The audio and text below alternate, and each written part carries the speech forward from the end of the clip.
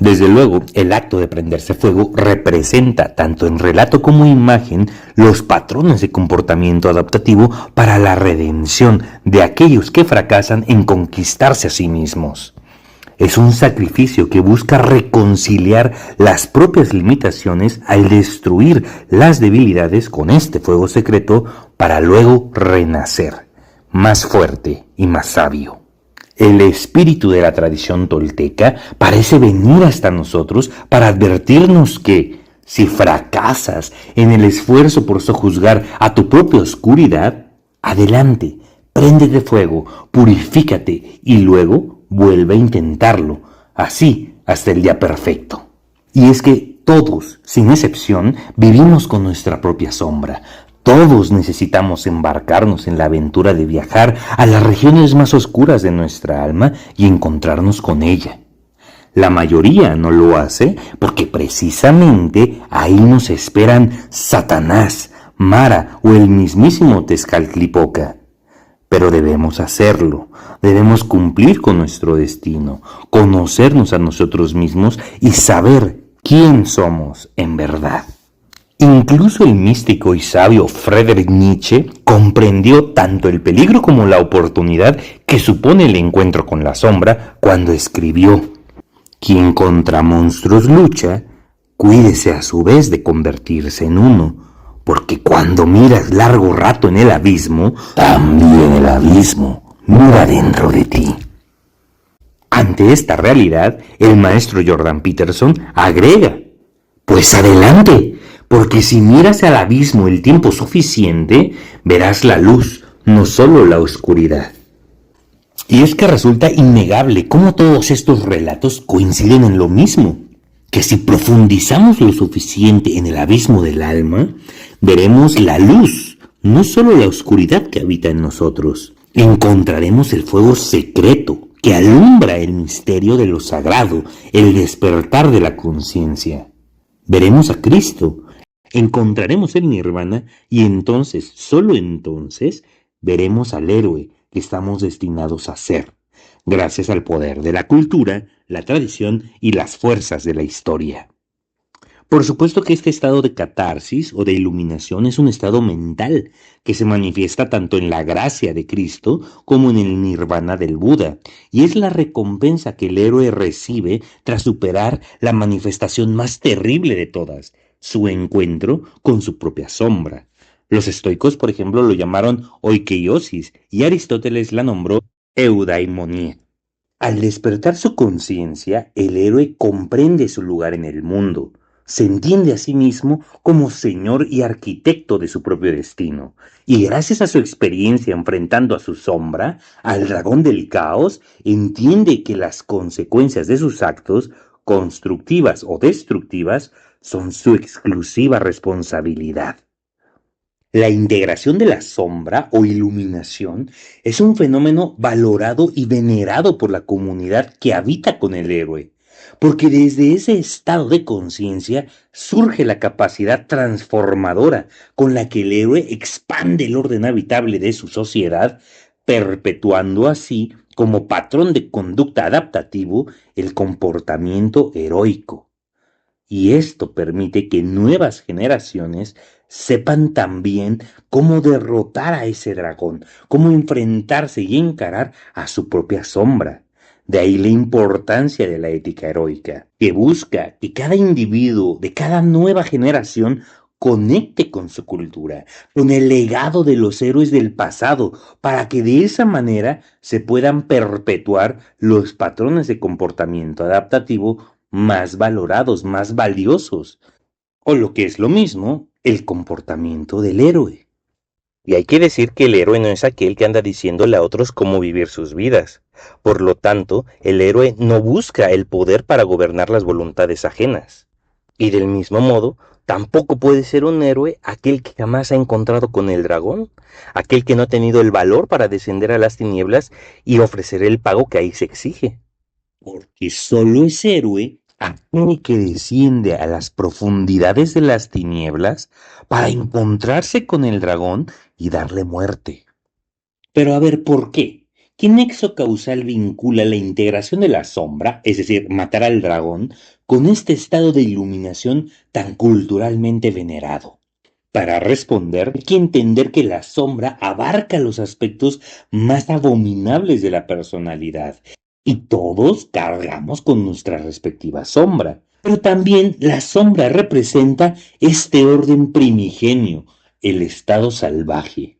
En el origen de los tiempos, nuestra cultura ancestral nace en este estado salvaje, tal y como lo enfatizamos al inicio de este podcast. El estado salvaje es un estado brutal, violento y sangriento, un estado que rebasa los límites del bien y del mal por el solo hecho de que tales conceptos no tienen relevancia para la supervivencia en ese entorno implacable.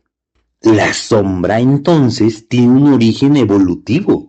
Sus impulsos oscuros no son simples defectos morales, son vestigios de adaptaciones necesarias para sobrevivir en aquel medio hostil.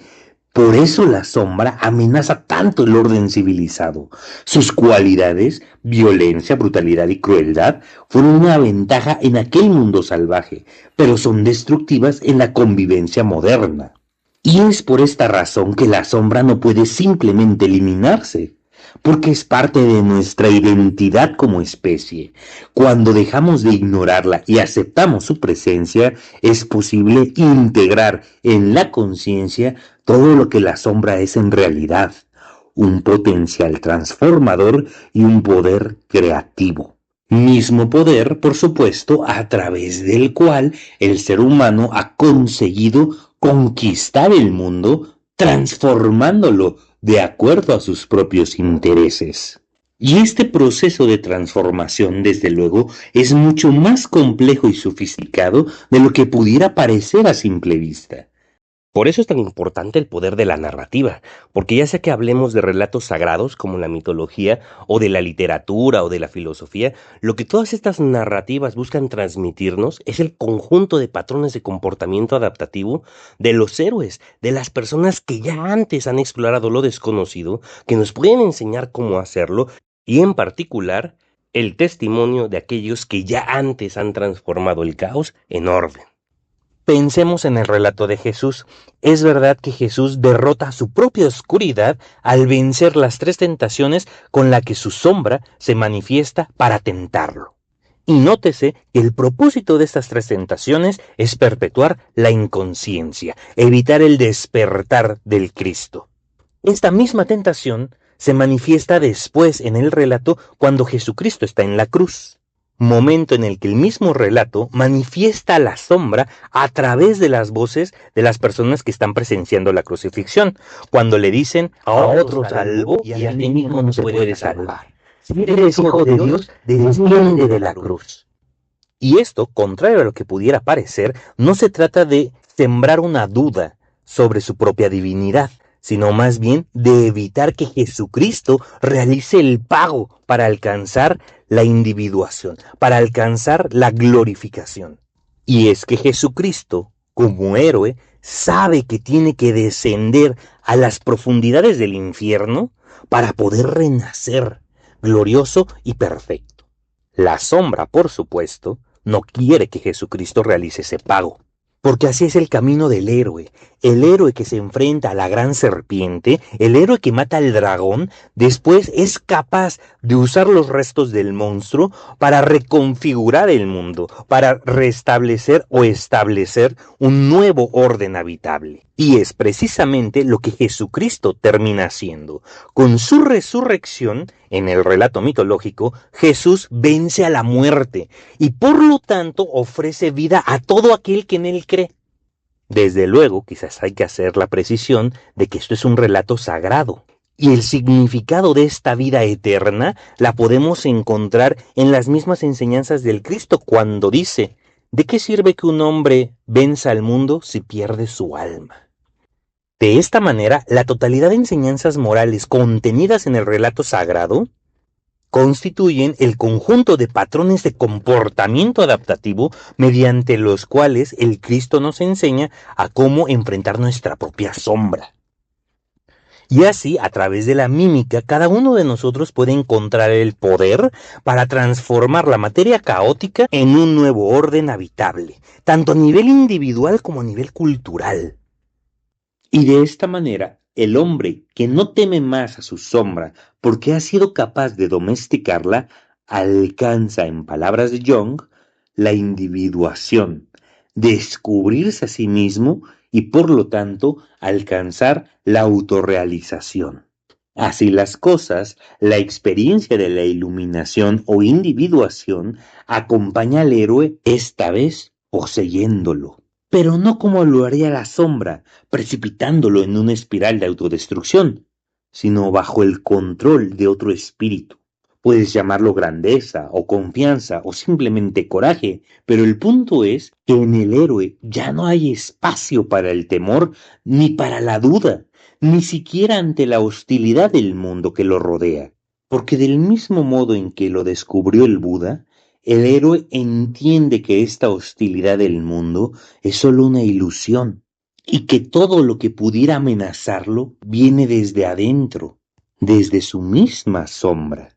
Y como el héroe ha conquistado su propia oscuridad, su sombra deja de ser un agente de autodestrucción y se convierte en su armadura. Y entonces el héroe, dueño de sí mismo, comprende que su sombra ya no tiene el poder para herirlo. Y es así como finalmente el héroe puede reclamar el único privilegio que le corresponde, la convicción y la certeza de que podrá vencer todas las amenazas futuras de la misma forma y con el mismo método con el que ya se ha conquistado a sí mismo. Y entonces el héroe se convierte en el árbol cuya copa alcanza el cielo gracias a que sus raíces han escarbado profundo en el infierno.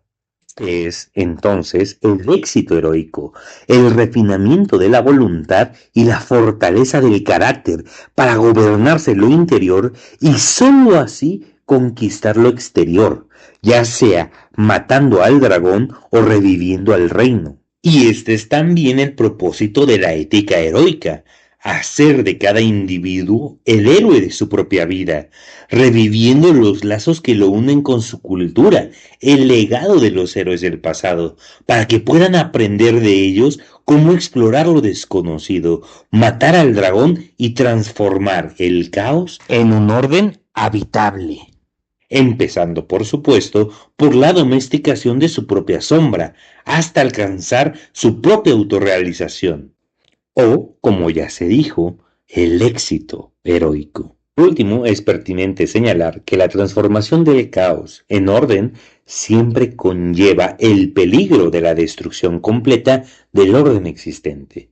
No basta la buena intención ni el solo compromiso de construir un mundo mejor. La historia nos ha demostrado que las peores barbaridades de la humanidad fueron atrocidades que también el héroe podría cometer. Por eso, en los próximos capítulos hablaremos del falso héroe, tan común hoy en día, escondiendo su cobardía bajo el pérfido estandarte de la mal llamada justicia social.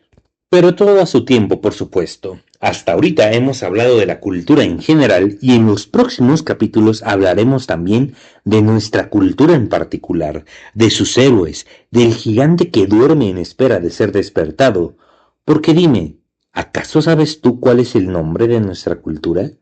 ¿Sabes el nombre de los patrones de comportamiento adaptativo a los que debemos acudir para prepararnos para el inevitable encuentro con lo desconocido? Recuerda, nada interesa más a la sombra que perpetuar la inconsciencia. Y para los enemigos de la cultura, para esas nuevas formas que el dragón ha adoptado para destruirnos, nada es más importante que mantenernos ignorantes de nuestro legado, del nombre, los logros y el poder de nuestra cultura, que es el reino del que somos herederos y por el que todos los que hablamos esta bella lengua somos hermanos.